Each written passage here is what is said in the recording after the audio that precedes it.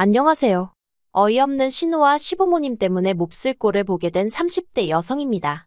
오늘 이렇게 제가 제 이야기를 하게 된 건 단도직입적으로 시부모님이 싸고 도는 신우가 있다면 결혼하는 걸 꼭 한번 다시 생각해 보시라는 말씀을 드리고 싶어서예요. 저도 그런 이야기를 해주는 누군가가 있었다면 오늘날 이런 상황에 놓이지는 않았을 테니 말이에요. 생각할수록 답답하고 속상하고 그렇습니다. 남편과는 지인의 소개로 만났는데 만났을 당시만 해도 제가 남편에게 여동생이 있는지 그리고 그 집안에서 여동생이 얼마나 대단한 존재인지 솔직히 그런 걸 어떻게 알았겠어요. 그저 직장 생활 10년 하는 동안 크고 작은 사고 없었고 성격도 무난하여 주변에 미워하는 사람이 없다는 그런 설명만 듣고 나간 자리였는걸요. 그리고 지인의 말대로 남편은 튀는 것 없이 평범한 사람이었는데 저는 그 점이 마음에 들었어요. 주변에 자기 조건보다 특출나게 잘난 남자를 만나서 마음 졸이며 사는 몇몇 친구들을 봤기에 비슷한 조건의 성격을 가진 사람과 만났으면 했었거든요. 하지만 지금 생각해보면 결혼 준비를 시작하면서 이게 맞나? 스스로 그런 질문을 많이 던졌던 것 같아요. 처음엔 저도 나름대로 똑순이랍시고 이것저것 조건도 많이 보고 했던 것 같은데 사람 마음이라는 게 칼로 무자르듯 되는 게 아니잖아요. 그래서 알고 보니 사귈 때 남편이 했던 말과는 달리 시부모님이 노후 준비도 제대로 안 되어 있는 것 같고 남편 월급도 저에게 말했던 것보다 적었지만 그럴 만한 사정이 있었겠지 생각하고 그냥 넘어갔어요. 남편하고 결혼해서 그때부터 제가 경제권 잡고 야무지게 살면 된다는 생각도 있었고요. 말이 나왔으니 말이지만 저와 남편에 대해서 조금 더 설명을 해볼게요. 일단 저에 대해 먼저 말하자면 이 넓고 넓은 세상에 저보다 잘난 사람이 한둘이겠냐 싶지만은 그래도 저는 제 조건에 만족하는 편입니다. 친정부모님은 작은 식당을 하셨는데 규모 대비 장사가 잘 되어서 오래전부터 사람들이 아름아름 물어 찾아올 만큼 인기가 좋았고요. 그래서 두 분 돌아가실 때까지 먹고 쓰실 노후 자금은 다 준비되어 있는 걸로 알아요. 뿐만 아니라 하나뿐인 딸이 돈 걱정에 젊은 날 못 누리며 사는 건 싫다며 제 앞으로 진작에 30평대 아파트도 한 채 사주셨거든요. 그런데 그때가 10여 년 전이라서 이후로 집값이 많이 올랐어요. 동네가 강남은 아니지만 그래도 몇 억 가까이 올라서 부모님께 감사드릴 뿐입니다. 또래 친구들에 비해 금전적인 부분에 있어 심리적으로 여유가 있으니까요. 그리고 저는 현재 대기업 마케팅 부서에서 근무하고 있습니다. 반면에 남편의 경우 10년이나 직장 생활을 했다고 했으니 솔직히 저도 저 나름대로 기대치라고 해야 할지 아무튼 예상 범위가 있었거든요. 하지만 이게 웬걸요. 남편은 제 월급의 절반이 조금 넘는 수준이었습니다. 처음부터 저는 대기업 남편은 중소기업이었으니 월급이나 복지면에서 어느 정도 차이가 있을 거란 건 알고 있었지만 막상 현실을 맞닥뜨리니 솔직히 기분이 좋진 않았지요. 하지만 남편이 덧붙이기를 자기가 다니는 기업은 공기업과 비슷한 성질의 회사라서 직원이 자기 발로 나가지 않는 한 회사가 자르는 일은 거의 없다는 거예요. 자기도 이제껏 내내 다니면서 잘리는 사람 딱 2번 봤다나요. 그러면서 당장 얼마를 받는지도 중요하지만 앞으로 얼마나 다닐 수 있을지도 중요하지 않냐며 자기 월급이 그렇게 마음에 걸리면 대리든 뭐든 투잡이라도 뛰어서 제가 원하는 수준까지 끌어올리겠다고 하더군요. 그리고 솔직히 조건을 떠나 남편의 그 말에 제 마음이 움직인 게 사실이에요. 저런 남자라면 살다가 우리 인생에 큰 고난이 찾아와도 잘 버텨내주겠구나 하는 생각이 들었다고 해야 할지. 아무튼 그래서 결혼을 결심했습니다. 하지만 그땐 몰랐지요. 원하는 여자와의 결혼을 눈앞에 둔 남자라면 아무 말이나 짓거릴 수 있다는 사실을 말이에요. 그렇게 저희는 양가 부모님의 허락을 구해 부부의 연을 맺었습니다. 어쨌든 제 명의의 집이 있었으니 남편은 자기가 모아둔 돈 3천만 원으로 결혼식 비용과 혼수를 했어요. 그 외로 자기가 타고 다니던 차도 한 대 가져왔는데 그거야 저도 제 차가 있었으니 적어도 제게는 별 의미는 없었고요. 저도 제 나름대로 모은 돈이 있었기 때문에 그 돈으로 리모델링을 싹 했습니다. 30평대 아파트라 4천만 원 가까이 나와서 조금 놀라긴 했지만 앞으로 얼마가 됐건 남편하고 제가 지낼 보금자리라 생각하니 크게 아깝지는 않았어요. 그런데 이 정도 수준이면 솔직히 반반 결혼이 아니라 제가 훨씬 더 해간 결혼이었고 그러면 남편이 저를 떠받들고 살아도 모자르다 싶었는데 그게 그렇게 되는 게 아니더라고요. 따지고 들자면 남편이나 저나 비슷한 시간에 출근하고 퇴근했는데 어째서인지 제가 집안일의 대부분을 도맡게 되었거든요. 남편은 말로는 번번이 자기가 도와주겠다며 나섰지만 솔직히 해놓은 걸 보면 그다지 마음에 들지도 않고 그러다 보니 제 손이 다시 닿아야 했으니 결국 같은 일을 2번 하는 셈이 되더라고요. 그리고 직장 생활에서 나온 버릇인지 아니면 원래 제 성격이 그런 건지 제가 비효율적으로 일하는 걸 좋아하지 않아요. 아무튼 그래서 결국 제가 주로 집안일을 하게 되었는데 그게 그렇게 서운하고 짜증도 나대요. 하지만 남편과의 결혼 생활에서 단지 집안일을 제가 더 많이 했다고 해서 갈라서네만에 그런 생각을 하게 된 건 당연히 아닙니다. 진짜 문제는 바로 신우였어요. 남편에게는 2살 어린 신우가 있었는데 저하고는 동갑이었거든요. 그래서 사실 호칭부터 시작해서 여러 가지로 나름대로 신경 쓸 부분이 많더라고요. 일단 저는 서로 존대를 했으면 했어요. 호칭도 누구누구 씨 정도면 좋겠다 싶었고 그런데 신우가 먼저 언니 하면서 동갑인 저한테 다가오더라고요. 그래서 신우 성격이 좋다고만 생각했지요. 그런데 그건 시작에 불과했습니다. 그 언니라는 호칭을 쓰면서 동시에 신우는 저와 동갑내기 여성이라고는 믿을 수 없을 만큼 어린아이처럼 행동하기 시작했으니까요. 혀 짧은 소리에 귀여운 척은 기본이었고 말도 안 되는 걸로 소리를 깍깍 질러대며 한 번은 시댁에서 모두 모여 식사를 하게 되었는데 제가 선물로 들어온 조기가 너무 맛있어 보여서 시댁에 가지고 갔던 때였습니다.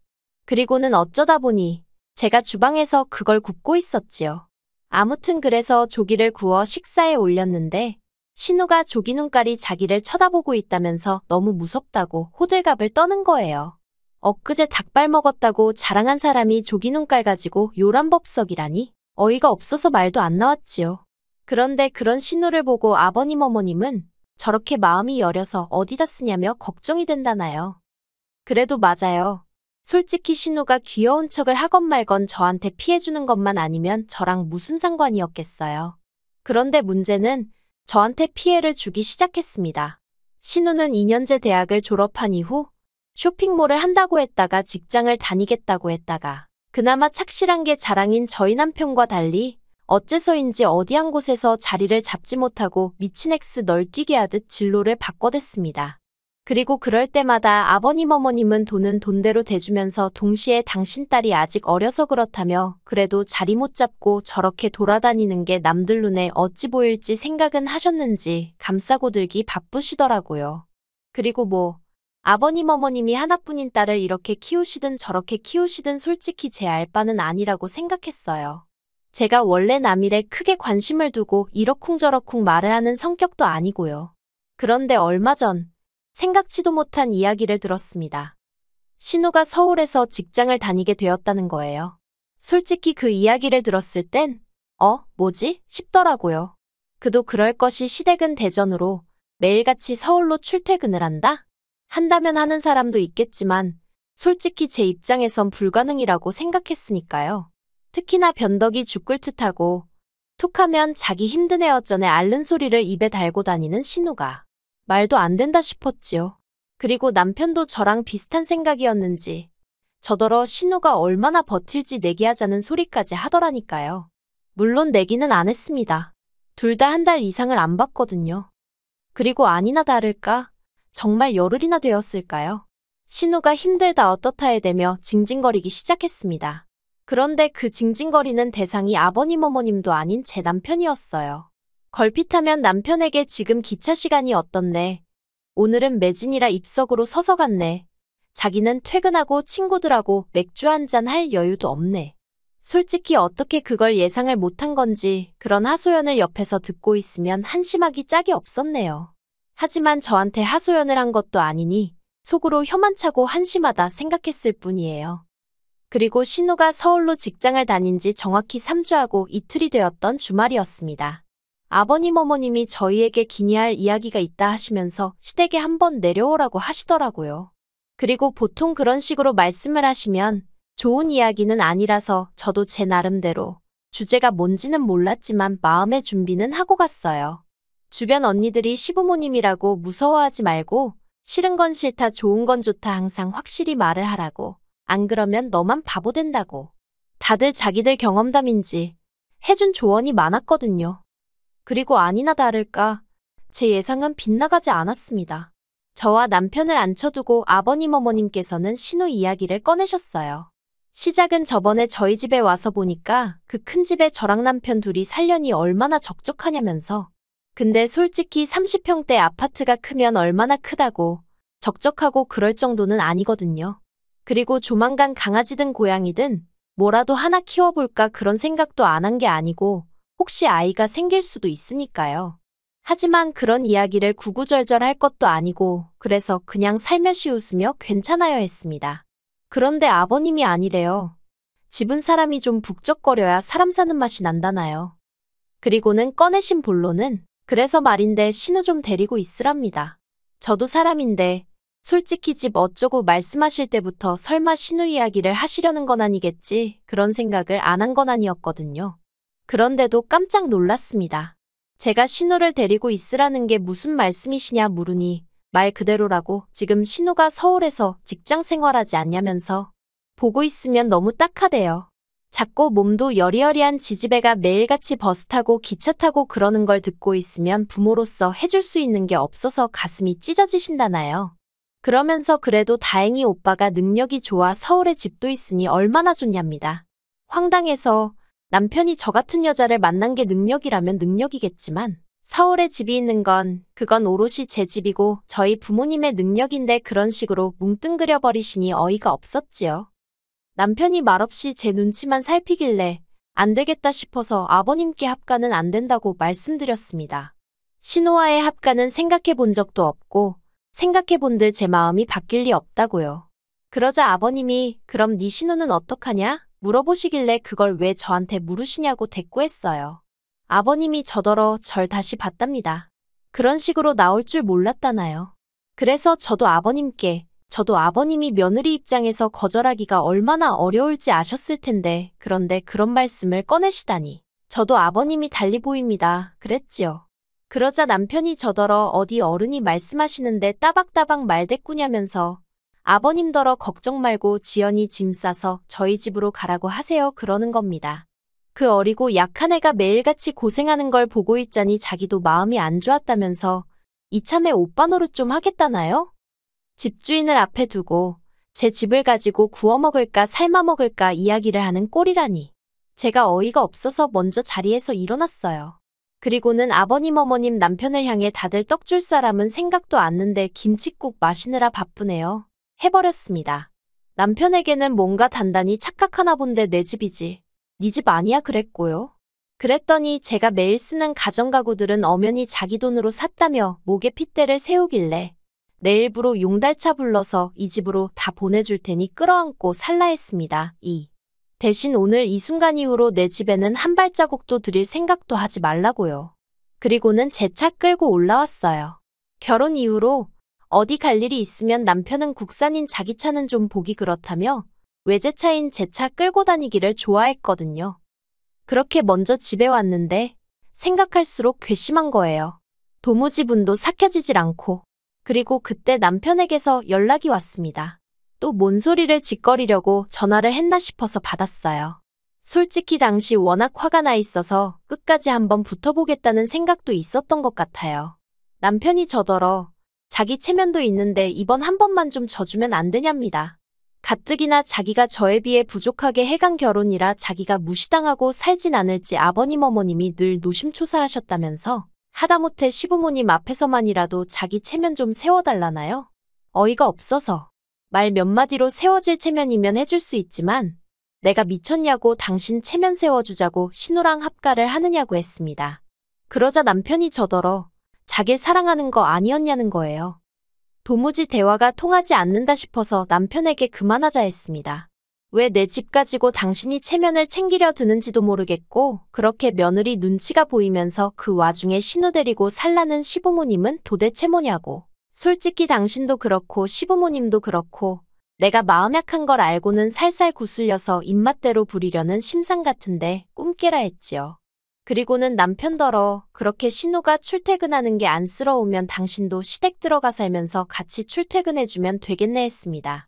내 일부러 당신 짐이랑 그 잘난 당신 돈으로 산 가정가구 전부 다 시댁으로 보탤 테니 더는 연락하지 말라고 한마디 더 쏘아붙이고 그렇게 끝내자 했습니다. 솔직히 저는 결혼하자마자 혼인신고부터 하고 싶었는데 남편이 자기가 10년째 붓고 있던 청약 통장이 있다면서 저랑 혼인신고하면 그게 무용지물이 된다고 몇 번이고 혼인신고하자는 저를 어르고 달래서 미루고 있었거든요. 그런데 그 순간만큼은 정말 다행이다 싶대요.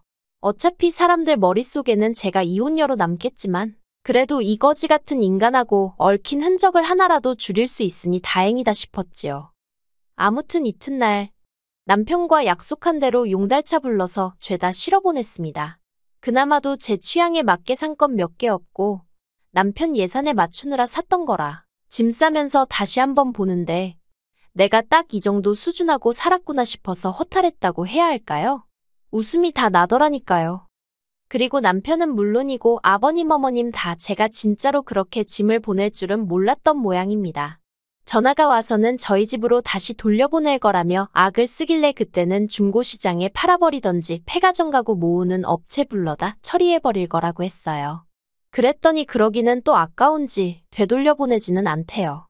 하지만 남편 하소연을 들어보니 시댁에 드릴 곳이 없어서 베란다에 꺼내놓고 아파트 복도에도 꺼내놓고 제가 시댁 구조를 알다 보니 그림이 너무 생생히 그려져서 웃겨 죽겠더라니까요.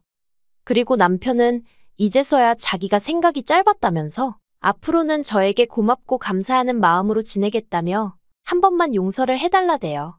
신우 일은 자기가 경솔했다면서. 그런데 솔직히 저는 신우가 가장 문제라고 봐요. 듣자 하니 신우가 아버님하고 남편을 번갈아가며 어지간히 졸랐던 것 같거든요. 자기도 서울에 있고 싶다. 왜 나는 서울에 집이 없냐 하는 말 같지도 않은 소리를 하면서요. 그러니까 두 남자가 머리를 맞대고 나름대로 생각해낸 게 저희 집에서 같이 사는 거였던 거지요. 아무튼 뭐 다 지나간 일인데 곱씹으면 저만 기분 안 좋지 뭐. 이제 달라질 게 없어요. 남편을 비롯해 시부모님이고 신우고 다시는 상종하지 않을 거니까요. 그리고 신우는 회사를 관뒀더군요. 합가가 완전히 무산돼 버리니까 하루도 더는 못 다니겠다며 관뒀대요. 하지만 신우가 회사를 관둔 것보다 더 충격적인 건 남편의 소식입니다. 10년 동안 남편이 착실히 다녀온 직장이 부도위기라고 뉴스에 나왔거든요.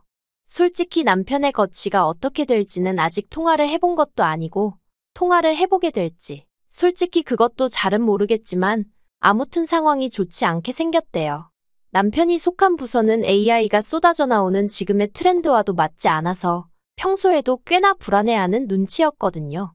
아무튼 남편은 저를 놓친 걸 후회하게 될 거예요. 물론 저는 아무런 후회도 없지만요. 긴 이야기 들어주셔서 감사합니다. 오늘의 사연은 여기까지입니다. 구독과 좋아요, 알람 설정해주시면 앞으로 더 좋은 사연으로 찾아오겠습니다.